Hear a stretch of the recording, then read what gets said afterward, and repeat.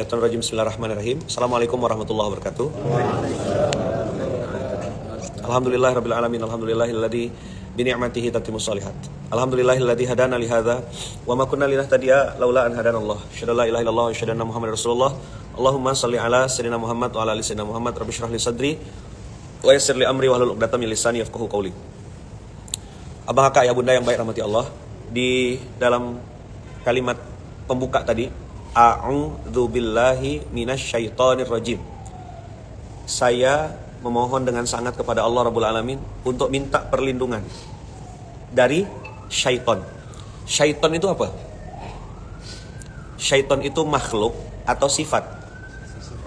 Sifat asyaitoniyah, atau bahasa sini setan. Ya kan, Bang? Setan. Makhluknya ada dua. Ada makhluk bernama jin, ada makhluk bernama manusia. Kalau makhluk setan yang berbentuk jin itu kasih ayat kursi, lari gak? Bacakan ayat kursi, lari dia. Bahkan dengar azan aja kata Rasulullah, lari terkentut-kentut. Sekarang kalau setan yang berbentuk manusia ini, dia yang lempar-lempar kursi. Apa? Logonya Ka'bah kok lempar-lempar kursi.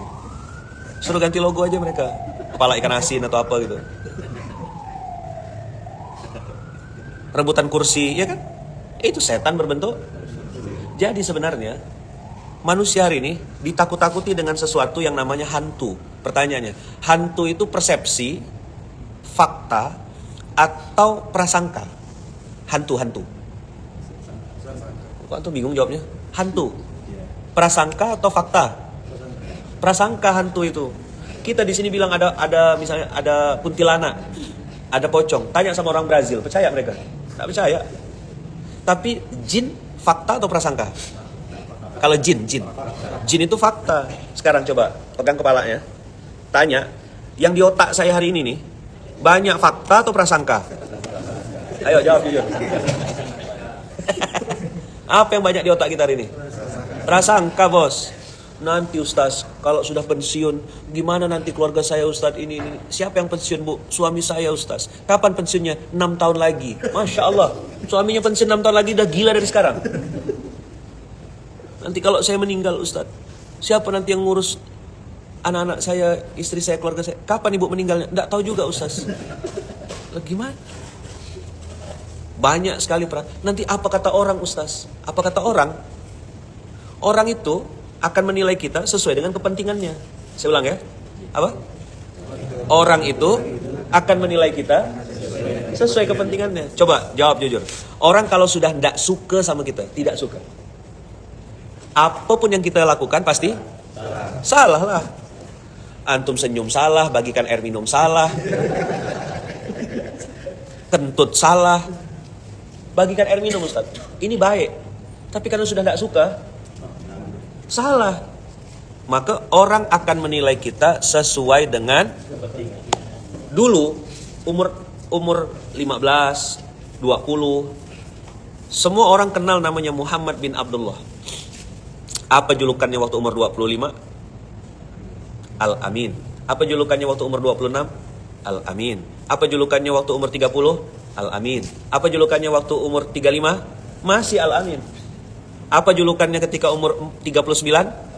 Al-Amin, orang yang bisa dipercaya. Bahkan banyak pengusaha-pengusaha kafir, tidak boleh ngomong kafir gitu ya. Tidak boleh ngomong kasar katanya. Jadi tidak boleh begitu, Bang ya. Sudah latihan, Bang. Saya sudah latihan ini ya. Jadi ada orang tanya, "Kenapa?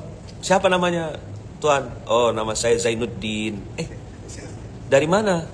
"Saya dari Bugis, Sulawesi Selatan." "Loh, orang Bugis kok bisa nyebut Zainuddin?" Dia bilang, "Saya kan sudah latihan." Sudah latihan. Oke ya. Jadi sampai mana tadi? 39 Al-Amin. Al-Amin. Begitu dapat umur 40, beliau dapat perintah Iqra ma'ana biqari. Berubah statusnya ketika umur 40 menjadi Rasulullah. Bagaimana respon orang-orang Mekah saat itu? Siapa Muhammad bin Abdullah? Apa julukannya? Masih alami? Berubah jadi apa? Sahir, tukang sihir, apa lagi? Majnun, orang gila. Apa lagi? Padahal kalau kita urutkan 0 sampai 40, berarti anggaplah mungkin dikurang 5 tahun lah. Berarti ada 35 tahun beliau itu Al-Amin. Lalu 40 sampai 63, berapa tahun? 23. Lebih lama yang mana? Lebih lama Al-Amin dibanding yang membawa risalah baginda. Tapi yang paling dibenci pada saat beliau menyampaikan kebenaran. Abang, kakak, ayah, bunda ini lagi ada di jalur kebenaran atau sedang belajar jadi orang benar? OTW. Sudah berapa ratus tahun jadi orang benar? Baru kemarin. Baru belajar sholat, lagi latihan mikul beras, ya bunda, lagi latihan bertaubat, baru kenal dengan namanya pondok pesantren, baru silaturahim sama kiai-kiai, kita baru belajar bersatu, baru belajar berukhuwah. Setelah sekian lama kita diabetes. Tadi malam di atas kapal saya sampaikan dia, apa itu diabetes? Dia betah sendiri. Sifat Allah diambil sama dia, Ustaz. Qiyamuhu binafsihi. Itu kan sifat Allah. Banyak orang mengatasnamakan dirinya sebuah kelompok kebaikan, tapi dia sendirian aja. Sendiri, tidak mau gabung. Itu yang tadi Ustaz bilang itu. Semua orang masuk neraka, kecuali dia. Itu diabetes. Dan ketemu sama mereka pilihannya tadi saya bilang 2. Ketemu orang-orang yang merasa dirinya paling benar itu cuma 2 pilihan. 1, pura-pura nggak dengar. Yang ketiga, ikut gila sekalian. Jadi gini, ada kalimat, saya pengen merubah dunia. Pernah dengar kalimat itu? Sering? Saya pengen merubah provinsi Sulawesi Selatan. Saya pengen merubah terlihat benar. Catat ya baik-baik ya. Serupa tapi tak sama. Coba diulang. 1, benar. Apa? 2, kebenaran. 3, pembenaran. Apa yang ketiga? 1, 2, 3, 4, dibenar-benarkan. Apa yang keempat? Yang kelima, merasa benar.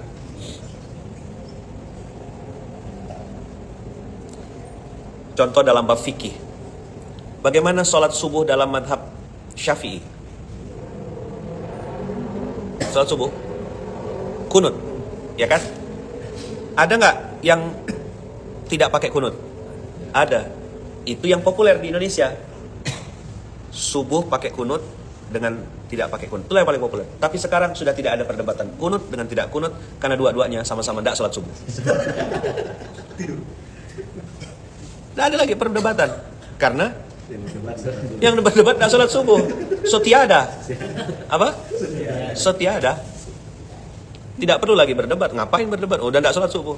Tapi abang kakak ya bunda, populer di sini mazhabnya Syafi'i sama mungkin yang tidak pakai kunut. Kalau abang kakak pernah tahu, saudara-saudara kita dari Maroko, Maghrib, itu beberapa ada yang bermadhab Maliki, Imam Malik. Abang kakak ya bunda tahu bagaimana Imam Malik sholat subuh dengan mazhab Maliki? Kalau kita kunutnya kapan? Rakaat kedua setelah bangun dari ruku. Pada saat i'tidal itulah kita membaca Allahumma hdina fiman hadait wa afina fiman afait. Oke. Tapi dalam mazhab Maliki, membaca kunut itu bukan di i'tidal. Bukan bangun dari ruku, tapi di rakaat kedua setelah membaca surat pendek. Misalnya gini, minal jinnati wan nas. Rakaat kedua baru angkat tangan. Allahumma hdina fiman hadait wa afina fiman afait. Bisa kebayang kalau saya pakai mazhab Imam Malik di sholat subuh di Masjid Amirul Mukminin di Makassar. Bagaimana jamaah? Subhanallah, gitu kan? Atau ada yang udah gemes, oi salah, batal, gitu. Di mana letak permasalahannya? Di mana letak permasalahannya? Tadi yang beliau sampaikan, mazhabnya berbeda, tapi saya pengen memaksakan semua orang ikut mazhab saya. Ustaz Abdul Somad itu kan pernah belajar di Maghrib, pernah belajar di Maroko. Beliau punya wawasan begitu. Tapi kalau dibawa itu ke Pekanbaru, dibawa itu ke Kalimantan. Kalimantan apa Kalimantan? Kalimantan. Ya kan? Kalau dibawa itu ke Indonesia ini berantem. Jadi yang berbeda tuh bukan manhaj, yang berbeda madhab. Apa yang berbeda? Madhab atau mashab. Pakai sin ya. Berbeda madhab. Kalau berbeda mazhab kan, ya tidak apa-apa. Imam Malik dengan Imam Syafi'i tidak saling menyalahkan. Umar bin Khattab dengan Abdullah bin Umar, anak kandung dengan bapak ini, beda. Bahkan ada yang mengatakan perbedaan antara mereka lebih dari 100 permasalahan. Ibnu Mas'ud dengan sahabat yang lain saling berbeda. Karena pada saat mereka ngelihat Rasul, mungkin ada yang lihat dari sisi sebelah kiri, ada yang lihat dari sisi sebelah kanan. Beberapa sahabat-sahabat yang masih muda kecil, kata mereka, kalau kami mau tahu Rasulullah sudah selesai sholat atau belum, kami pakai telinga aja, tidak perlu pakai mata. Dari mana? Kalau kedengaran suara zikir setelah sholat, berarti Rasulullah sudah selesai sholat. Kedengaran suara zikirnya. Nah, ada juga waktunya Rasulullah diam aja, silent, tidak mengeraskan suaranya. Jadi abang kakak yang baik rahmati Allah, fikih itu luas, coba bilang. Yang sempit otak kita. Setuju enggak? Setuju. Teriak-teriak, musik haram, bid'ah, dolalah, finnar, bisa gitu kan? Coba berani enggak mereka suruh ngomong Indonesia Raya haram? Coba.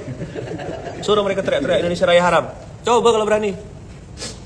Tadi ingat rumus pagi hari ini. Orang akan menilai kita. Nih, biar gampang antum. Orang akan menilai kita, coba bilang. Sesuai kepentingannya. Sip? Kapan dia baik? Kalau ada waktunya. Kan durasi bisa diatur. Waktu kadang-kadang suka nggak cocok. Ustaz, jawab jujur. Gimana cara kita ketemu sama orang yang sudah rajin ngasih kita duit? Gimana kita ketemu?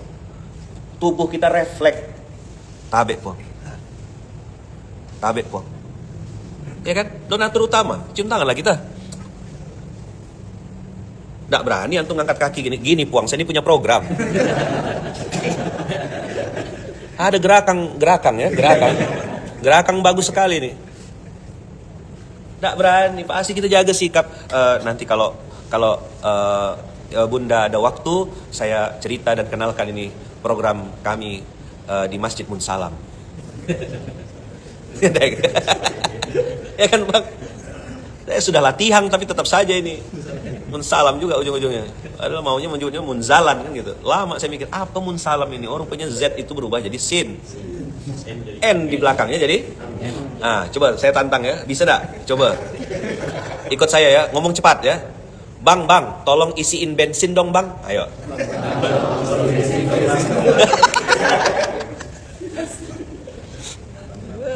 Yang ada N-nya jadi tambah G, yang enggak ada Masya Allah lah.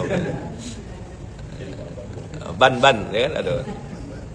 Jadi materi penting kita hari ini, orang akan menilai kita sesuai dengan kepentingannya. Hari ini kita juz berapa? Hari ini kita di juz 11. Surat apa ya, Man? Surat Yusuf. Nah, oke. Sekarang kita bahas breakdown ya. Orang akan menilai kita sesuai dengan kepentingan. Dah. Waktu abangnya Nabi Yusuf melihat Nabi Yusuf ini, tanda kutip, sepertinya lebih dapat kasih sayang daripada Nabi Yakub dibanding mereka yang 10. Abang kakak, for your information, Nabi Yakub itu ayah punya 2 istri. Istri yang pertama melahirkan 10 anak. Sedangkan istri yang satu lagi melahirkan 2. Dan 2 ini adalah Yusuf dan Bunyamin. Sampai sini bisa dipahami? Saya tidak nuduh perempuan, cuma oknum aja gitu ya. Kalau di sini solehah semuanya, Pak. Yang di sini apa? Solehah. Jadi saking dia tidak terima dengan pernikahan ini, istri yang Nabi Yakub ini mewariskan dendam hasad itu kepada 10 anaknya. Ini sisi yang jarang dibahas. Jadi diprovokasi anak yang 10 ini untuk membenci anak sebelah karena beda pabrik, gitulah kira-kira. Ibu-ibu ini setuju tidak dengan poligami? Mereka bilang, kami setuju, Sas. Yang penting bukan suami kami. Coba dengar jawaban mereka tuh. Mana istrinya Isul? Mana Isul? Nah, Isulnya lagi. Ya Kak, setuju poligami Kak? Setuju dia bilang. Yang penting jangan Isul. Isul kan? Bukan Izul. Yang penting bukan ini Ustaz. Jadi Masya Allah, Tabarakallah, dendam itu diwariskan sehingga si anak-anak yang 10 ini berpikir, gimana caranya supaya Yusuf ini tersingkir. Lihat, apa yang terjadi? Diajak jalan, lalu dimasukkan dalam sumur. Terus bagaimana cerita mereka kepada ayahnya Nabi Yakub? Yusuf dimakan. Ini buktinya apa? Ada bidamin kadzib, bahasanya gitu. pakaikan baju yang disobek-sobek, lalu dikasih darah palsu, lalu bilang Yusuf dimakan serigala. Nanti kata-kata komis di dalam surat Yusuf itu punya 3 fungsi. Barangnya sama, komisun, apa? Kof, mim, ya, sod, komisun. Punya 3 fungsi. Komisun. Komis yang pertama dipakai untuk alat bohong. Kapan? Tadi, waktu dibawa dan diceritakan ini Yusuf dimakan serigala. Ini buktinya komisnya ada darahnya. Komis yang pertama fungsinya di surat Yusuf ini dipakai untuk alat bohong. Apa? Dipakai untuk alat bohong. 2. Komis jadi alat bukti untuk menunjukkan kebenaran. Mana? Pada saat Nabi Yusuf dan seorang perempuan itu di dalam ruangan, dan Allah di dalam Al-Quran hamma biha wa hammats bihi. 2 makhluk ini bernama Yusuf dan seorang perempuan yang katanya Zulaikha itu sama-sama sedang pengen. Yusuf ada nafsunya, keinginannya karena dia laki-laki normal, dan perempuan lebih besar lagi nafsunya. Tapi Nabi Yusuf masuk dalam hadis yang dibahas Rasulullah, 7 golongan yang dinaungi Allah saat tidak ada naungan kecuali naungannya, yaitu seseorang yang diajak berzina oleh seorang perempuan yang punya kesempatan dan segala macam, lalu dia mengatakan inni akhafullah, saya takut sama Allah. Maka Nabi Yusuf membalikkan badannya, berlari menuju pintu keluar, dan sobeklah baju itu komis dari belakang. Kalau anak muda zaman now, sobek di depan atau sobek belakang? Tidak ada sobeknya karena dia sudah buka baju duluan. Ya. So tiada sobeknya, Bang. Dia sudah latihan lama. Dia bilang ini kesempatan, praktek. Jadi kata penasihat istana apa? Kalau sobeknya dari depan, fakadzab fasodaqat wa huwa minal kadibin. Kalau sobeknya dari depan, perempuan ini benar, Yusuf pembohongnya. Tapi kalau sobek belakang, fakadzabat wa huwa minas shadiqin. Perempuan ini yang bohong. Begitu dicek barang bukti di visum, mana sobeknya? Sobek belakang. Langsung dia mainkan mode namanya flying fox, ya. Di atasnya flying victim lagi, Ustaz. Namanya flying fox, serigala terbang. Siapa yang lakukan itu? Perempuan. Wahai suamiku, gimana perasaanmu kalau ada orang yang pengen? Kata Nabi Yusuf, kau yang ngajak-ngajak aku tadi langsung berubah. Maka jangan kaget nengok mereka itu. Oh, kayaknya meresapi sekali ini. Iya. Agak dalam rasanya masuk ke dalam. Soalnya nanti mau balik kan ke kampung halaman kan. Waduh, siap enggak menghadapi dunia nyata ini ya. Harus bawa sogoan ini dari Makassar kan. Soalnya sana sudah berisi kapan pulang ya kan. Sudah ribut. Anehnya, hebatnya makhluk yang namanya beliau itu. Setiap lagi safar ada aja gas bocor lah, rice cooker enggak masak lah, listrik habis, ada aja. Kami sampai diskusi sama Tuan Guru, kenapa kalau pas suami lagi entah apa gitu, pasti Al-Mukarrom itu di rumah itu. Al-Mukarromah itu pasti ada aja. Apa kata Tuan Guru? Itu akal-akalan setan. Saya punya tim gitu, maksudnya sama-sama yang sama-sama bersamai saya itu. Asal lagi safar sama saya ada aja. Depan rumah ada orang gila. Rice cooker rusak. Suami lagi umroh, lagi ngawal jamaah. WA lah. Rice cooker rusak. Suami ini polos aja lagi di Mekah kan. Harus beli sekarang kata suaminya. Si istri soleha banget. Apa jawabannya? Nggak apa-apa sih, tapi anak-anak nggak makan. Oh yaudah transfer sekarang. Al-Mukarromah ini beliau nih, Masya Allah. Siasa. Iya. Maka tadi malam untuk menentukan kota IBS saya tidak tanya yang sini. Saya tanya belakangnya. Karena kalau sini bilang yes, yang belakang bilang tidak jadi itu acara. Tapi kalau yang belakang itu bilang oke, wah yang ini tinggal siap komandang. Komandang, ya, komandang. Kok antum ketawa, emang ngerti yang saya maksud ini? Hah? Siapa penentunya? Tadi malam betul Ustaz. Betul pula kata dia. Emang betul raya memang. Ya Allah, akal-akalan setan ada aja, listrik lah apalah. Ya kan? Tadi malam akhirnya ada cara yang paling aman, dan itu untuk meredakan painkiller namanya, obat meredakan ini. Gimana cara mereka menetralisirnya? Dia foto muka saya sambil selfie. Misalnya Ayaman duduk di sini nih. Beliau misalnya contoh duduk di situ. Dia foto selfie, foto depan muka ada muka dia, tapi background belakangnya ada Ayaman. Lalu dia kirim ke beliau itu. Lagi sama Ayaman. Oh, kalau sama Ayaman enggak apa-apa. Panjang visa. Amang negara ya. panjang visa. Kan kena tanya terus, lagi ngapain? Ini. Begitu dikirim foto, cek lagi sama ayah, man. Oh langsung, ya sudah aman. Panjang visa Ustaz. Maka saya harus pakai nama kayak gini nih untuk menyelamatkan Al-Mukarram ini.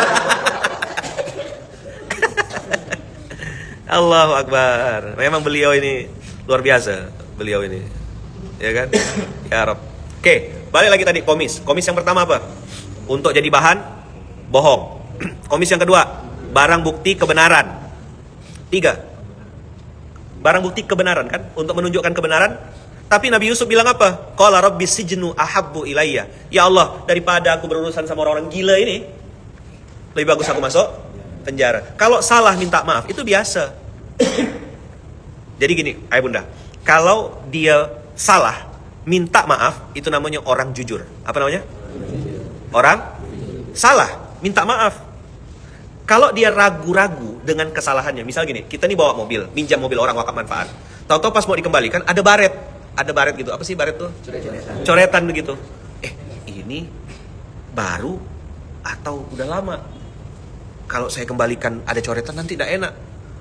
Udahlah, saya betulkan aja lah. Kita betulkan. Itu namanya bijaksana. Apa? Kalau salah minta maaf namanya? Kalau salah minta maaf, jujur. Kalau ragu-ragu dengan kesalahan tapi memilih untuk meminta maaf, bijaksana. Tapi kalau benar minta maaf, namanya suami. Apa? Kok bukan ketawa? Kembali ke pasal 1 ya. 2 yang tidak boleh dilawan. 1 bos. Yang kedua perempuan. Kalau bosmu perempuan, selesai hidup. Maka tadi malam saya tanya sama beliau, gimana bunda? Aman Ustaz. Bulu kumba jadi? Jadi. Sudah insya Allah. Aman negara. Langsung kita habis ini istihara, doa minta sama Allah ya kan. Mudah-mudahan Allah kasih takdir. Kalau ragu-ragu. Nah ini tengok, kalau mereka nulis tuh cuma 2 aja ditulis, padahal saya kasih contoh 3 manusia. Kalau salah minta maaf namanya orang jujur. Kalau ragu-ragu dengan kesalahan milih untuk minta maaf namanya orang bijaksana. Udah sampai situ aja, padahal yang ketiga kan. Kalau benar dan tetap minta maaf itu Nabi Yusuf. Udah gitulah. Nabi Yusuf tetap memilih penjara dia, karena kata Nabi Yusuf, daripada aku di sini gila juga. Iya kan? Udahlah, jaga kewarasan, masuk dalam penjara. Selesai urusan. Komis yang kedua, ajang untuk pembuktian. Yang ketiga, komis sebagai alat atau wasilah untuk kesembuhan. Pada saat Nabi Yakub lagi rindu-rindunya sama Yusuf, ya kan? Maka Nabi Yakub Nabi Yusuf memberikan komisnya, bajunya kepada abangnya, lalu bilang kasihkan ke ayah. Nabi Yakub bilang aku mencium aroma Yusuf. Nah, itu dulu zaman-zaman saya kecil. Saya baru tahu juga cerita ini, dikiaskan oleh orang-orang zaman dulu, kalau anak sakit, rindu sama bapak, katanya ciumkan baju bapaknya. Dulu belum ada video call, belum ada handphone. Telepon itu hanya orang-orang tertentu aja. Jadi zaman saya masih kecil itu masih ngelihat telepon tuh kalau nyambung, telepon dulu ke Telkom nanti ngambil kabel disambungkan gini, cerek gitu. Saya masih lihat langsung. Bagaimana? Terus mulai zaman-zaman pager yang di sini, kalau bunyi satu kampung dengar semuanya, ya kan? Habis itu mulai ada handphone 3310, ya kan? Nokia. Habis itu ada BlackBerry. Habis itu baru HP-HP yang Android, iPhone dan seterusnya. Nah jadi zaman-zaman saya kecil pun saya pernah ngalamin tuh, kalau rindu sama ayah saya misalnya lagi pergi kemana tuh, kaos dalam itu yang diciumkan ke teman saya yang itu bapaknya pelaut, orang Bugis, Ustadz Awal. Itu kalau rindu sama bapak katanya, ini tidak tahu Allah alam saya, itu mungkin adat istiadat ya, bukan syariat, bukan apa. Dia teriak ke bapaknya di tempat kendi nyimpan beras, bapak balik rindu, gitu kata dia ceritanya. Jadi bapaknya di laut nanti insya Allah kayak ada ngerasa gitu. Ya mungkin itu kalau husnuzon kita itu doa lah ya, sambung doa gitu. Anak di situ rindu bapak lagi melaut, nggak tahu balik berapa hari kan nggak bisa ditelepon. Jadi di nah, jadi 3 kondisi dengan 1 barang yang sama. Jadi ayah bunda abang kakak, apapun yang sebenarnya benar-benar dalam tangan kita atau di tangan kita, itu tergantung bagaimana tanda kutip ya, kepentingan kita terhadap apa yang mau kita lakukan tadi. Contoh, uang. Itu baik atau buruk uang? Tergantung jawabannya. Uang itu baik atau buruk? Tergantung. Handphone baik atau buruk? Nah, udah bisa jawab. Dipakai untuk apa? Bisa nggak handphone ini dipakai untuk masuk surga? Bisa. Tapi handphone dipakai untuk masuk neraka? Bisa juga. Betul nggak? Betul. Sholat di masjid masuk surga bisa? Sholat di masjid masuk neraka? Bisa. Gimana caranya ya, man? Habis sholat ngambil kotak amal. Pisang. Tahu pisang? Tahu kan? Itu bisa nggak dipakai untuk masuk surga? Bisa. Gimana caranya? Pisang masuk surga?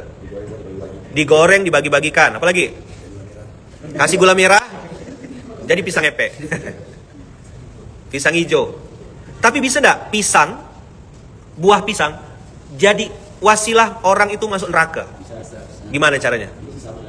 Hah? Isi sabu? Waduh. Orang lama kayaknya nih. Pro player. Aku benci pikiranku gitu kan. Jadi saya bertanya, siapa bang ini sebenarnya kan gitu. Nah, ini jawabannya. Jadi supaya cepat masuk nerakanya, pakailah pisang itu untuk jadi sesajen. Apa bahasa sini sesajen? Jadi sesembahan itu loh. Bahasanya sedekah laut lah, apalah kan. Itu pisang asalnya netral. Kalau digantung di depan masjid, dibagikan habis sholat Jumat, itu jadi amal soleh. Beberapa orang-orang tua kita zaman dulu, sedekahnya tidak Jumat berkah.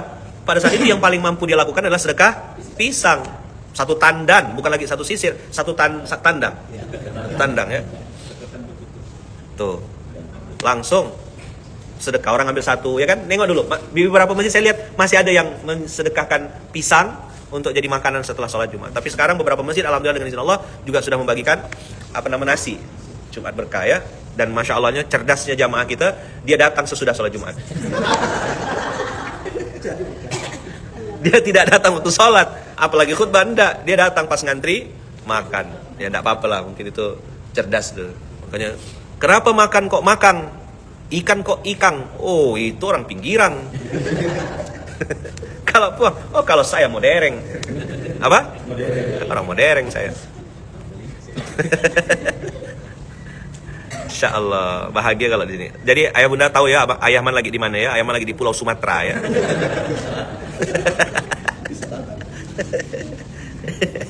Dah, oke. Kita lanjut ya, kita lanjut. Jadi abang kakak yang baik rahmati Allah, sesuai dari yang kita bahas di awal, orang akan menilai kita sesuai dengan namanya menilai. Benar atau salah? Besar kemungkinan salah dia menilai. Kenapa? Karena ada kepentingan. Sampai sini bisa paham? Sekarang kita cerita. Tadi abangnya Nabi Yusuf baik atau jahat sama Nabi Yusuf? Baik atau jahat? Jahat. Dia kan? Abang yang 10 itu? Jahat kan? Tapi pada saat Nabi Yusuf dengan izin Allah, ini kita lompat ceritanya, long short story, singkat cerita gitu. Nabi Yusuf menjadi khalifah, menjadi pemimpin, menjadi amir, menjadi raja di Mesir pada saat itu. Dan abang-abang ini punya kepentingan, yaitu apa? Perlu gandum, perlu makanan. Sekarang, namanya orang lagi perlu. Bagaimana tingkah lakunya? Angkat kaki? Tidak mungkin. Dia pasti akan mulai tabik puang. Iya kan? Betul tak? Tabik puang. Oh, mau ketemu siapa? Mau ketemu sama Pak Haji, Puang Haji. Oh, Puang Haji lagi istirahat. Oh ya sudah. Jangan dibangunkan. Jadi, Anda sopan, kami curiga. Coba diulang.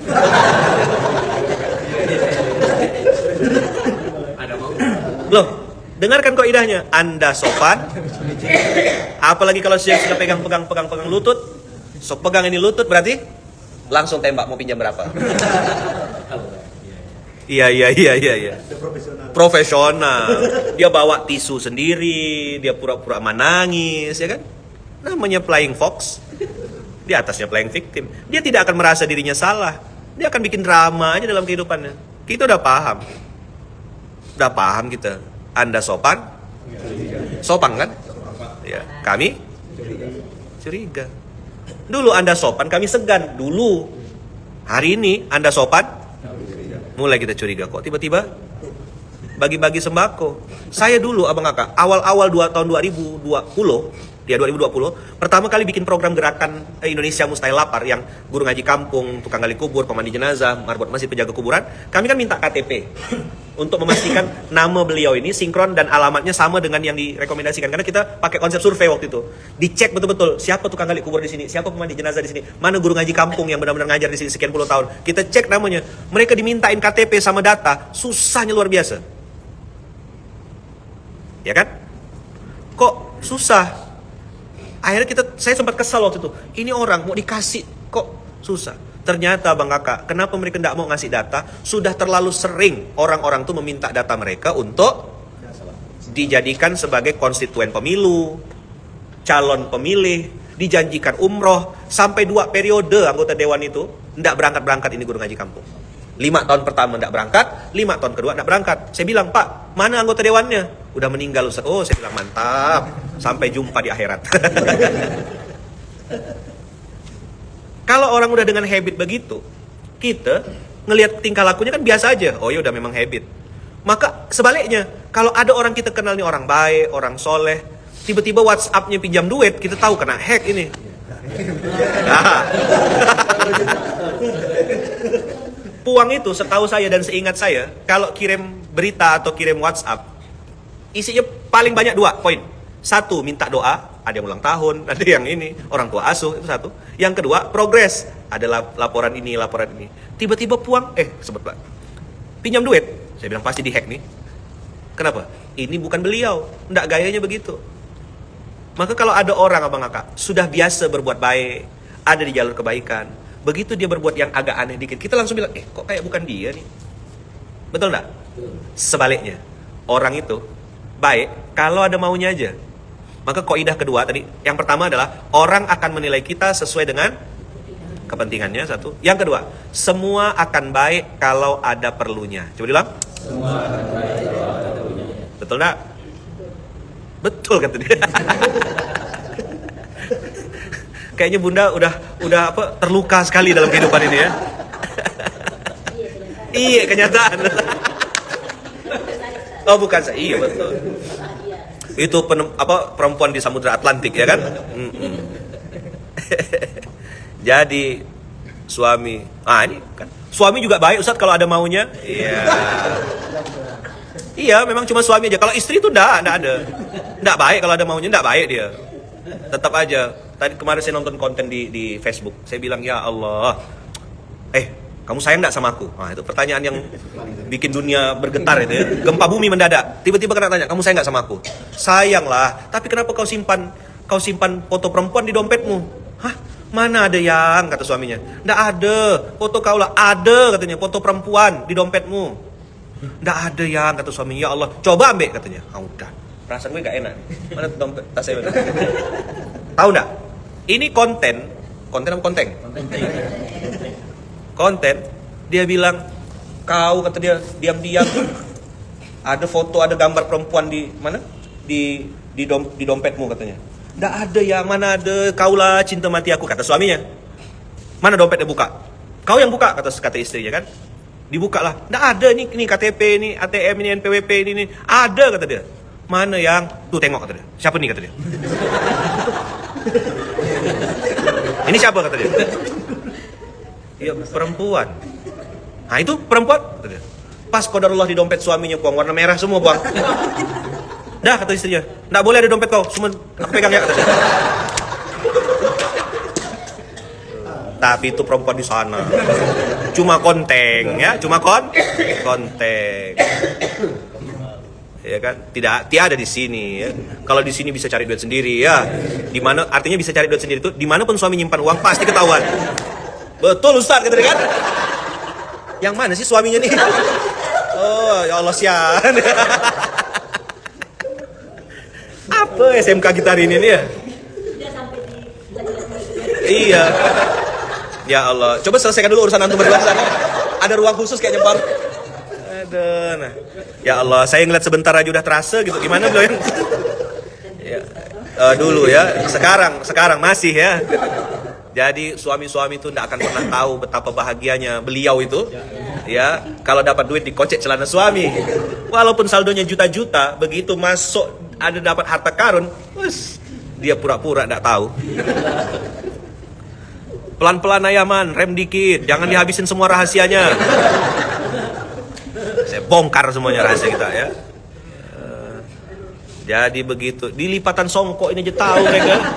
Ini kan dijaga betul-betul nih. Salah diletak di meja. Begitu ditengok, oh, ayo, ayah, uang apa ini? Kata suaminya, itu uang kasihan. Kok uang kasihan? Sudah kusembunyikan masih ketahuan. Kasihan. Sudah disembunyikan masih ketahuan, kasihan. Aduh, nah jadi ini kata istrinya foto perempuan, nggak boleh ada di dompet suami. Ilmu baru kan?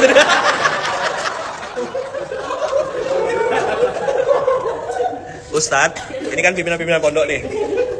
Jangan antum kira yang Pak Kiai ini selamat, tetap sama.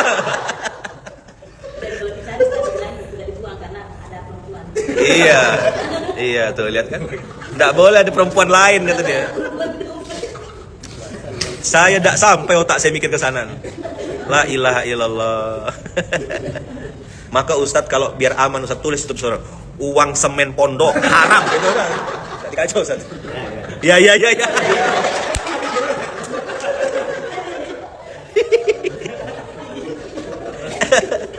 Iya kan? Uang wakaf gitu udah tulis aja tuh. Saya sering juga bercanda sama Bunda. Dah, ada duitnya banyak saya bilang. Duit apa ya? Duit zakat. Enggak tuh. Mau enggak ya transfer pakai duit zakat saya bilang. Duit zakat. Enggak lah kata dia, enggak mau. Jadi mereka tetap takut Allah juga. Makanya tulis di situ apa Ustaz? Uang wakaf, haram gitu. Kalau enggak Ustaz, disimpan sini, dikocek di mana, wes dapat mereka. Mereka punya alat sensor yang lebih tajam daripada mendeteksi emas Ustaz. Ya kan? Sampai kontennya tuh ada konten sama nih, masih suami istri yang sama, bikin kontennya lucu. Jadi istrinya ditutup matanya, tebak-tebak buah, diangkat bawang, dia bilang cabe katanya. Salah kan? Yang ditunjukkan bawang, dibilangnya cabe. Begitu diangkat terong, dia bilang sawi katanya. Ih, salah kata suaminya. Begitu yang diangkat ini 100.000 warna merah katanya. Begitu diangkat yang warna hijau, langsung bilang 20.000 katanya. Begitu 2 lembar 6.000, 5.000 sama 1.000 kata suaminya. Pantaslah duit aku hilang terus. Dia tidak perlu pakai mata, dia cukup pakai hidung aja. Maka abang pakai gembok abis ini karena dia sama-sama dengar materinya. Ada. Tadi tengok kesaksian mereka. Uang yang disimpan suami itu baunya menyengat Ustaz. Pasti ketahuan. Jadi kalau ente mau aman tulis nih, uang masjid haram disentuh gitu nih. Insyaallah siap, ayo siap. Ya Allah, Rabbi. Apalah kita omongkan ini. Jadi konten 10.000 di tangan istri yang soleha gitu ya, Masya Allah. Nggak apa-apa lah hari ini kita ini karena yang menengok ayah bunda abang kakak nih apa sudah banyak gitu ya. Sudah banyak apa? Sudah banyak masalahnya gitu. Ayaman hari ini akan balik kan, jadi nggak usah nambah masalah. Nah, alhamdulillah karena beliau sudah datang, jadi kita langsung tutup aja ya, langsung tutup. Soalnya nanti kasihan nggak jadi balik ke Manado diskusi materi Ayaman. Allahu Akbar, walillahilham. Ayaman, tapi kok saya nggak berani kayak gitu ya Ustadz, minta duit aja takut, apalagi malah. Iyalah, itu kan cuma konten. Mana ada asli, ndak. Pernah ngomongin, ini solehah semuanya apa? Mereka tuh apa bersyukur kepada Allah ya, dikasih 10.000 sampai sujud syukur mereka gitu kan? Mana perempuan solehah itu kan cuma konten, ya. Jadi begitulah. Semua apa yang kedua poin kedua tadi, semua akan baik kalau ada perlunya. Gini abang kakak, jangankan manusia dengan manusia. Apa tadi? Semua akan baik kalau ada. Jangankan manusia sama manusia, manusia sama Allah aja gitu. Kan kemarin ada quote saya dapat dari sahabat saya itu, dia bilang gini, jangan kaget kalau ada orang datang ke kamu hanya karena lagi perlu. Apa? Jangan kaget kalau ada orang datang ke kamu, datang ke kita kalau lagi ada perlu. Kan kamu sama Tuhan juga begitu. Jelek. Apa dia bilang? Jangan kaget kalau ada orang datang ke kita kalau ada maunya. Kan kita juga kepada Tuhan begitu. Siapa yang nangisnya paling keras? Siapa yang sholatnya tiba-tiba khusyuk? Siapa yang jadi panjang doanya ketika di masjid? Siapa? Kalau lagi ada masalahnya, kalau lagi ada perlunya. Tapi kalau udah selesai masalahnya, beres itu ujian, apa yang dilakukannya? Kembali ke settingan pabrik. Oh, Ayaman nyindir saya? Iya, memang. Gimana Bang? Betul enggak? Fakta atau mitos? Jawab jujur ya, jawab jujur. Kalau saya ngaku, makanya pakai baju hitam. Saya Bang Kakak, dengan izin Allah, bisa balik ke masjid. Itu karena masalah, bukan karena syukur. Saya balik ke masjid dan balik kepada dakwah atau balik kepada amal soleh ini, mudah-mudahan Allah jaga, Allah istiqomah. Itu bukan karena syukur, bukan karena sadar, tidak sadar saya. Saya balik itu karena masalah, minus, bangkrut, babak belur, nyungsep. Abang Kakak jawab jujur, mudah enggak menasihati orang yang sedang kaya, sedang sukses, lagi di atas? Mudah enggak? Jangankan dengan nasihat, ditemui saja kita enggak. Siapa itu kata dia? Oh, pimpinan pondok, paling minta semen. Enggak mau ditemuin. Mana kita mau silaturahim mengantarkan undangan anak kita. Tapi coba kalau dia lagi punya masalah, gimana? Ustaz, panjang ustaznya. Pakai S lagi, Ustaz, ya kan?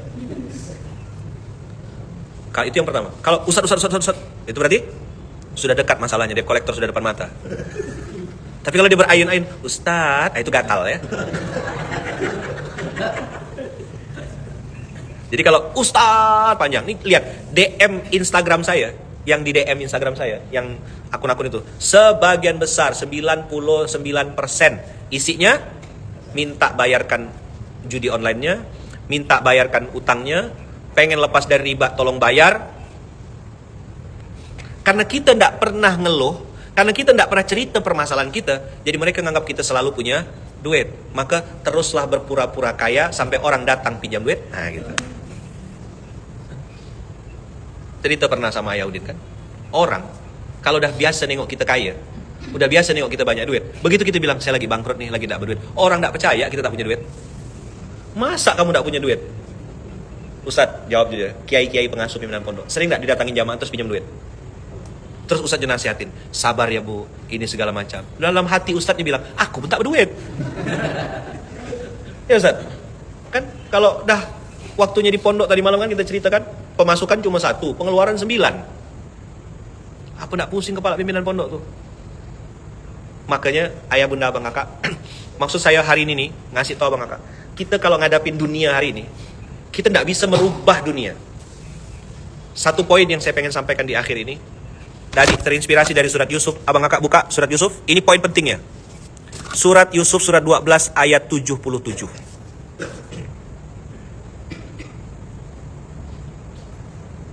Ini ayat istimewa betul. Ini Ustadz, untuk para pengasuh, para kiai, para guru, para dai, pegang ayat ini. Saya terus terang ya, dengan bertambahnya usia saya sekarang, makin tua gitu ya, makin dekat dengan kematian, itu terus terang ego itu makin besar. Ego pengen diakui, ego, wah Masya Allah. Tapi Masya Allah tabarakallah, Nabi Yusuf, Allah menyebutkan ini ahsanal qasas. Di ayat 77 ini abang kakak, banyak yang tidak ngambil poinnya, padahal inti dari surat Yusuf salah satunya adalah ini. Bukan satu-satunya, salah satunya. Coba lihat. Qalu, ini abang kakak supaya nyambung baca dari ayat 76-nya ya. Fabada'a bi'awiyatihim qabla wi'a'i akhihi thumma istakhrajaha min wi'a'i akhihi. Kadzalika kidna li Yusuf. Makana liya'khudha akhahu fi dinil malik illa ayyasha Allah. Narfa'u darajatim man nasha wa fawqa kulli dzi ilmin alim. Nabi Yusuf itu pengen menyelamatkan Bunyamin dari abang-abangnya. Dibikinlah skenario. Jadi supaya abang kakak bingung nih. Apa skenarionya? Dibikinlah seolah-olah Bunyamin ini mencuri sesuatu. Namanya seolah-olah, by design ya kan? Yang alat sukat itu, alat itu. Ditempelin sesuatu seolah-olah Bunyamin nyuri. Nabi Yusuf pengen dapat 2 poin. 1, supaya Bunyamin kembali ke dia. Yang kedua, mau ngelihat kelakuan abang-abang yang 10 gimana. Kalau kan tadi ngerayu-rayu nih, tolonglah ayah Yakub, kami ini pengen bawa Bunyamin, nanti kita hilangkan lagi, bahasanya gitu. Jangan Yusuf ya udah balik-balik, kata Nabi Yakub kan. Ini Bunyamin anak kesayangan tinggal satu, nanti diambil lagi. Enggak ya, kami jaga baik-baik. Begitu sampai ke sana, untuk apa mereka bawa Bunyamin? Kan dikasih perintah sama Nabi Yusuf. Kalau kamu mau dapat gandum, harus bawa Bunyamin. Akhirnya ngelobi ayahnya supaya dapat gandum. Begitu dapat gandum, begitu akan dapat gandum, apa? Dia bilang, oh di ayat 7-nya tuh, 7-7-nya coba aja. Qalu iyasrik faqad saroko akhun lahu min qabl. Masya Allah, tabarakallah. Kalau orang, abang kakak, jelek-jelekkan kita, biasanya di depan atau di belakang? Di belakang. Jadi gini, dengarkan baik-baik. Kalau orang jelek-jelekkan kita di belakang, itu artinya kita jauh di depan dia. Apa? Kalau orang jelek-jelekkan kita di belakang, itu berarti kita jauh di depan dia. Satu. Kalau ada orang mau jatuhkan kita, itu berarti kita sedang di atas. Kalau kita sering-sering disebut digibahin, diomongin, oh namanya orang populer, orang terkenal. Alhamdulillah. Imam Hasan Al-Basri itu waktu digibahin orang, dibawakan buah, diantarin muridnya, tidak terima. Saya dengar ini jadi cerita Habib Umar bin Hafiz. Imam Hasan Al-Basri itu membawa buah kepada sekelompok orang yang sedang menggibahi dia. Ditanya sama murid-muridnya, wahai imam, ngapain ngantar ke orang-orang yang menggibahimu? Dia bilang, saya mau mengucapkan terima kasih. Mereka memberi sholatnya, pahala zakatnya, pahala infaknya, pahala amal-amal solehnya semua dikasih ke saya. Dan saya dapat itu tanpa harus bersusah payah.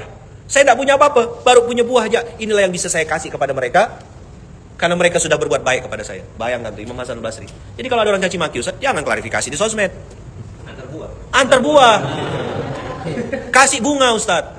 Sama potnya sekalian gitu. Tidak ya. Jangan begitu dah. Ya. Oke, siap Ustaz. Siap. Jadi Masya Allah tabarakallah, diantar buah sama Imam Hasan Al-Basri.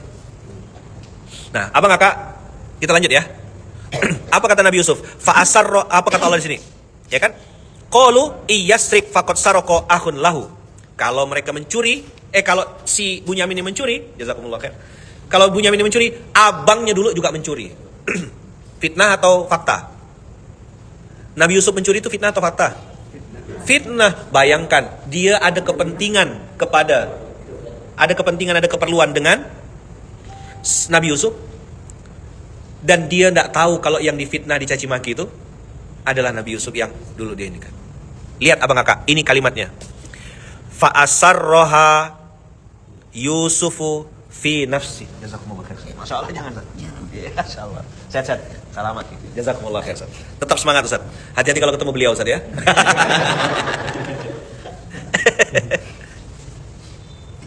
Jadi kalau ada orang caci maki kita, jangan klarifikasi. Kasih buah. Nah, ayah tidak bisa ngasih buah. Waktu orang caci maki saya di sosmed, ya kan? Apa yang saya kasih? Kasih doa. Mudah-mudahan sehat, selamat sehat kita, ya kan? Panjang umur tak. Saya tuh kalau kesini tuh suka dengar orang sini doakan tuh. Selamat nak, panjang umur tak. Tuh masuk ke hati. Saya sering tuh ibu-ibu jual tisu di lampu merah. Saya buka kaca, lalu saya kasih, ya kan? Terus dia doakan panjang sekali. Terima kasih nak, selamat panjang umur tak. Terus apa? Ada beberapa yang saya tidak ngerti, tapi intonasinya saya paham, gitu kan? Masya Allah, tabarakallah. Rasanya tembus ke hati gitu doanya tuh, ya kan? Tahu ya kalau terus akhirnya tuh kadang-kadang yang bikin saya tuh, ya Allah, dia bilang bahagianya gitu. Apa dia bilang? Ini nanti uang mau saya pakai buka puasa nanti sebentar malam nak. Ya Allah. Rupanya beliau jualan tisu sambil puasa. Uang itu dipakai untuk buka puasa sebentar malam. Abang kakak yang belum tahu, sebentar malam itu artinya nanti malam. Kita sebentar pergi ke bandara Ustaz. Sebentar ke bandara. Kok sebentar ke bandara? Bukannya ke bandara tuh lama gitu kan? Rupanya sebentar tuh nanti maksudnya. Iya. Kak, Bunda, sudah makan? Sudah Ustaz. Gimana bilang sudahnya? Sudah Ustaz. Kepalanya ke atas apa ke bawah? Ke atas. Kalau kami di Pontianak orang angkat kepala ke atas ngajak kelahi artinya. Saya pertama kali datang sini 2016 enggak ngerti. Gimana Hit? Apa kabar? Baik Ustaz. Kok saya kayak nantang saya ini saya bilang. Rupanya baik itu ngangkat ke atas memang. Beda ya. Oke, ayo baca ayatnya. Fa asarroha Yusufu fi nafsihi walam yubdiha lahum. Baca artinya. fa asarroha Yusufu fi nafsi walam yubdiha lahu. Maka Yusuf menyembunyikan kekesalannya dalam hatinya dan tidak menampakkannya pada mereka. Ini puang ilmu luar biasa. Gimana ndak pusing kepala Batman? Tiba-tiba kasih bunuh lampunya Ustaz. Kasih bunuh. Kasih mati. Kasih mati itu lampu. Abang kakak jawab jujur. Dalam perjalanan waktu kita ketemu sama orang, sering nggak kita ketemu sama orang tuh yang menyebalkan? Sering banget. Bu Aji nonton nggak nih Bu Aji? Bukan ya? Bukan kalau itu. Sering nggak ketemu? Sekarang abang kakak, anehnya, makin kita benci, makin sering kita ketemu. Kok benar? Saya berharap tadi tidak Ustaz. Berarti pengalaman pribadi nih. Ya kan? Maka tidak boleh ada benci. Maafkan. Dia jangan bilang susah. Makin dibilang susah, makin hilang dia. Saya baru mau belok ke situ. Jadi bunda benci sama siapa? Itu Ustaz yang di samping saya, kata dia. Saya tengok-tengok suaminya.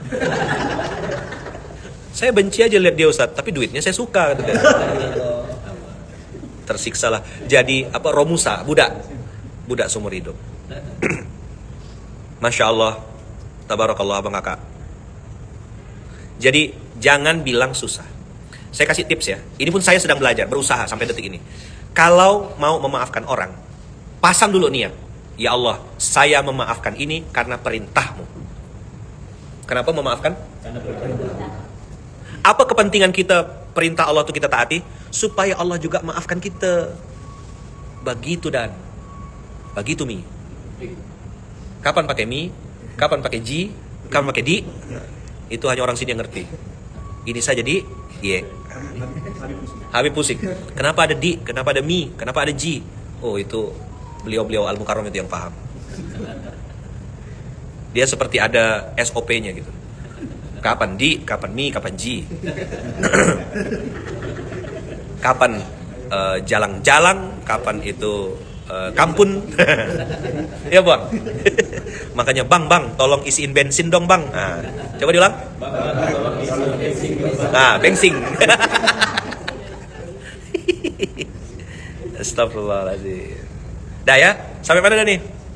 Tadi saya bilang memaafkan karena perintah Allah, supaya Allah mengampunkan dosa-dosa kita. Begitu ji. Kenapa Ustadz memaafkan? Kadang wali santri, ustadz guru-guru mungkin di pondok kita. Ya kan? Kenapa kita maafkan? Karena perintah Allah. Ketika kita memaafkan manusia, kita berharap di saat yang sama Allah mengampunkan dosa-dosa kita. Oke dah. Maka jangan bilang susah tadi. Bunda tidak mau memaafkan orang. Mau nggak Bunda tidak diampunkan oleh Allah? Mau nggak? Maka maafkan. Siap. Nah, kalau beliau Al-Mukarram sudah siap, ayah tinggal istirahat di tempat. Karena dia sudah siap. Oke, satu apa tadi? Memaafkan karena perintah Allah supaya Allah mengampunkan dosa-dosa kita. Jelas? Yang kedua, kenapa memaafkan Ayahman? Karena mencontoh dan meneladani baginda Rasulullah Sallallahu Alaihi Wasallam. Kenapa harus mencontoh Rasulullah? Karena kita perlu syafaatnya. Jadi Allah kita perlu ampunannya, Rasulullah kita perlu syafaatnya. Setuju enggak kira-kira nih? Setuju enggak? Catat baik-baik. Memaafkan itu dua alasannya. Satu, ya kan? Mentaati perintah Allah supaya Allah ampuni dosa-dosa kita. Yang kedua, meneladani atau mencontoh Rasulullah karena kita perlu syafaatnya. Mantap. Fa'asarroha Yusuf fi nafsi. Nabi Yusuf kesal juga. Kalau Nabi Yusuf tuh mau ini, diambilnya pedang, diambilnya algojo, ini 10 abang-abangnya, sikat miring semua. Bakar gitu kan. Orang bakar ikan, bakar abangku gitu. Menyala abangku kan gitu, menyala betulan abang-abangnya 10 orang. Tapi Nabi Yusuf tidak melakukan itu. Makanya ayatnya bagus kan bunyinya. Qala antum syarrum makanam Wallahu a'lamu bima tasifun. Kata Nabi Yusuf dalam hatinya, kedudukanmu itu yang kau lakukan dulu jauh lebih buruk daripada yang kau tuduhkan kepada Bunyamin. Itulah NPD, Narcissistic Personality Disorder. Jangan kaget kalau ada orang, abang kakak susah sekali minta maaf. Lebaran ya belum tentu dia minta maaf. Ada di sana tuh bunda. Samudra Atlantik. Ayaman, mana yang lebih mulia? Memberi maaf atau meminta maaf? Tergantung. Apa? Tergantung apa Yaman? Niat dalam hatinya. Maka saya ajarkan tutorialnya pagi hari ini. Memaafkan atau meminta maaf itu karena perintah Allah. Memberi maaf itu perintah Allah. Meminta maaf juga perintah Allah. Jelas? Kenapa kita meminta maaf atau memberi maaf? Supaya tadi Allah mengampuni kita. 2. Kenapa kita perlu meneladani atau mencontoh baginda Rasulullah? Kita perlu syafaatnya. Sip? Tolong sampaikan ulang kepada semuanya, pesantren bersaudara, keluarga besar, siapapun yang abang kakak ini. Surat berapa Ayahman? Surat ke-12 ayat 77. Gampang, mudah ingatnya. 12:77. Berapa? Jadi kenapa Bang Asrifin mau memaafkan? Kenapa Bang mentaati perintah Allah? Supaya Allah ampuni dosa-dosa saya. Yang kedua, kenapa Bang memaafkan? Meneladani, mencontoh baginda Rasulullah. Kenapa harus contoh Rasulullah? Karena kita perlu syafaat. Yang bisa ngasih syafaat cuma baginda Rasul. Itu kenapa kubah hijau ini kita tempel di dada kita. Kenapa kita tempel di sini? Ingatkan kita. Nah kalau nggak bisa pakai pin kayak gini, bordir sendiri tuh. Kreatif. Nunggu Ayaman ngasih lama benar, batang bordir sendiri, selesai. Iya kan? Ya buang. Nggak lepas-lepas itu, dicuci ke dia apa ya soalnya aman. Itu cerdas namanya. Kenapa nggak ikut mikul beras lagi? Nggak dapat kaos. La ilaha illallah. Beli aja kaos dia tulis punya saya gitu udah. Iya kan? Nggak usah pusing Pak I. Tulis aja sendiri punya saya. Udah selesai. Apa bahasa Bugisnya punya saya? Anukku. Anukku. Astagfirullahaladzim. Aku benci pikiranku ya.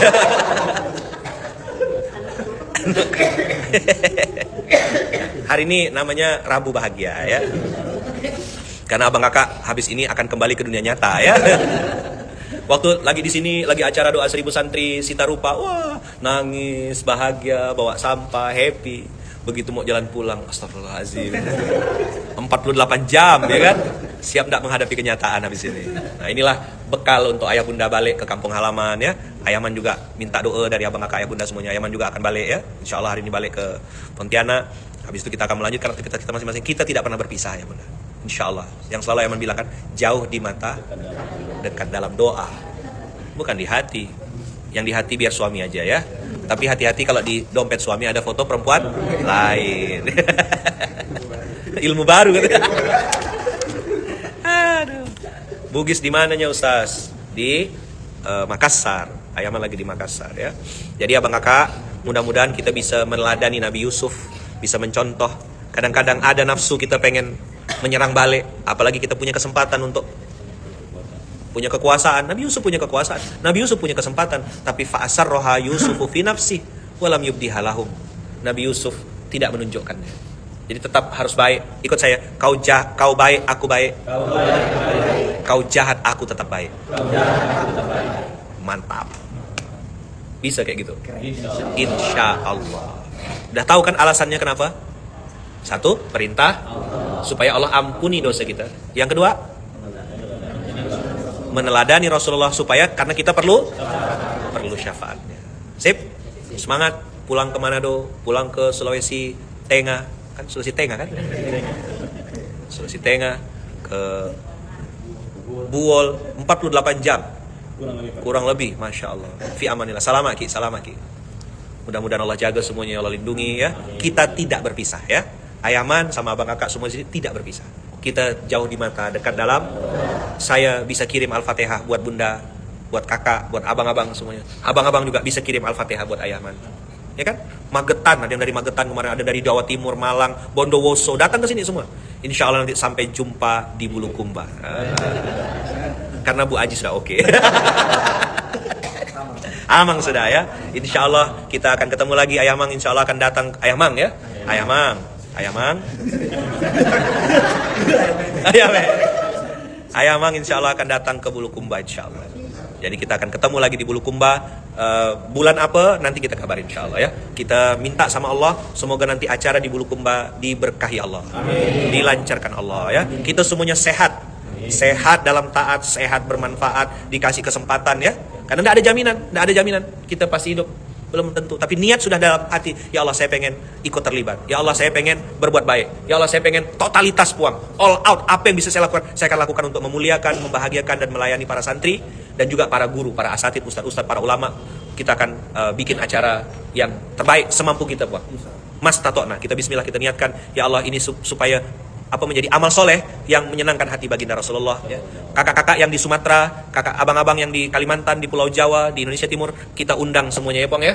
Insya Allah ada tempat penginapan di tepi pantai ya kan, pakai tikar aja insya Allah. Kita ke Bulukumba. Abang kakak akan lihat salah satu surga yang Allah datangkan di dunia, yaitu di Bulukumba. Ayaman kalau ke sana, wah mustahil lapar ya. Makan terus. Makan ikan, masya Allah. Abang kakak tahu kapal pinisi? Kapal-kapal pinisi itu dibuatnya di Bulukumba. Nah, jadi mungkin lihat di Labuan Bajo dan segala macam, itu tempat pembuatannya di Bulukumba. Nanti abang di mana Bulukumba? Cek di YouTube ya. Dia di sebelahnya Australia ya. Australia Bulukumba. Sampai jumpa di Bulukumba ya. Yang di sini insya Allah ketemu lagi sama Ayaman, dan kita semuanya sehat ya. Sehat badan, murah rezeki, diberkahi Allah. Doakan Ayaman juga ya. Doakan saya, doakan Bunda Uung ya, istri Ayaman yang masya Allah selama berapa ini sering ditinggal-tinggal ya kan. Doakan Bunda Uung, doakan juga anak-anak Ayaman, Fira, Farah, Fayat, Fatih. Doakan juga Wawa, mamanya Ayaman, Ibu Lampung ya kan, doakan kami semuanya selalu dalam lindungan dan kasih sayang Allah. Begitu juga doa saya kepada abang kakak semuanya, kita tidak berpisah. Jauh di mata, dekat dalam. Nah, kalau lagi rindu sama Ayaman, kirim Al-Fatihah. Rindu sama teman-teman di Sulawesi, kirim Al-Fatihah. Kita bisa kirim Al-Fatihah dari Manado, kirim ke Pontianak, dari Pontianak kirim Al-Fatihah untuk kakak-kakak bunda-bunda di Manado. Kita bisa saling barter Al-Fatihah. Tidak ada ongkos kirimnya, tidak ada biayanya. Gratis kirim Al-Fatihah ke Buol, kirim Al-Fatihah ke Toli-Toli, kirim Al-Fatihah ke Sulawesi Utara. Kita bisa saling kirim ke Palu, kirim Al-Fatihah. Bersilang-silang kita saling barter Al-Fatihah insyaallah ya. Al-Fatihah. Auzubillahi minasyaitonir rajim. Bismillahirrahmanirrahim. Alhamdulillahirabbil alamin arrahmanirrahim maliki yaumiddin iyyaka na'budu wa iyyaka nasta'in. Shiratal ladzina an'amta 'alaihim ghairil maghdubi 'alaihim waladdallin. Amin. Kita tutup dengan hamdalah. Alhamdulillahirabbil alamin. Subhanakallahumma bihamdika asyhadu an la ilaha illa anta astaghfiruka wa atubu ilaik. Allahu la ilaha illa huwal hayyul qayyum la ta'khudhuhu sinatun wa la naum lahu ma fis samawati wa ma fil ard man dzal ladzi yashfa'u indahu illa bi idzni ya'lamu ma baina aydihim wa ma khalfahum wa la yuhituna bi syai'in min ilmihi illa bima syaa' wasi'a kursiyyuhus samawati wal ard wa la ya'uduhu hifdzuhuma wa huwal 'aliyyul 'azim. Begitu juga doa Ayaman untuk teman-teman yang ada di Jakarta, Bang Nuh yang ada di Bandung, dan semua orang baik di Sumatera ya, di Pulau Jawa seluruhan, di Sulawesi, di Indonesia Timur, di seluruh dunia, juga tadi di Malaysia, dari Brunei, Taiwan, Singapura, dan di mana saja berada. Semoga kita semuanya selalu dalam lindungan dan kasih sayang Allah. Jangan lupa ya Bang Kakak ya, kalau rindu, kalau lagi ada rasa di hati, kirim Al-Fatihah. Oke? Kita barter Al-Fatihah ya. Sumatera kirim ke Sulawesi, Sulawesi kirim Al-Fatihah ke Pulau Jawa, Pulau Jawa kirim ke Kalimantan ya. Kalimantan, dari Kalimantan kirim lagi ke Banjarmasin, ya kan? Semuanya kita kirim Al-Fatihah insyaallah. Jauh di mata, dekat dalam doa. Yang di Malaysia juga semoga dijaga Allah, yang di Brunei Darussalam, dimanapun berada hari nonton, jazakumullah ahsanal jaza. Ayaman pamit dulu, barakallahu fikum, berkah selalu. Jazakumullah ahsanal jaza. Kalau rindu kirim Al-Fatihah. Oke? Kalau terasa rindu di hati, ya Allah kirim Al-Fatihah. Nanti itu insyaallah Al-Fatihah kita akan berpindah. Kita akan terasa nanti insyaallah. Barakallahu fikum, berkah selalu. Assalamualaikum warahmatullahi wabarakatuh. Waalaikumsalam.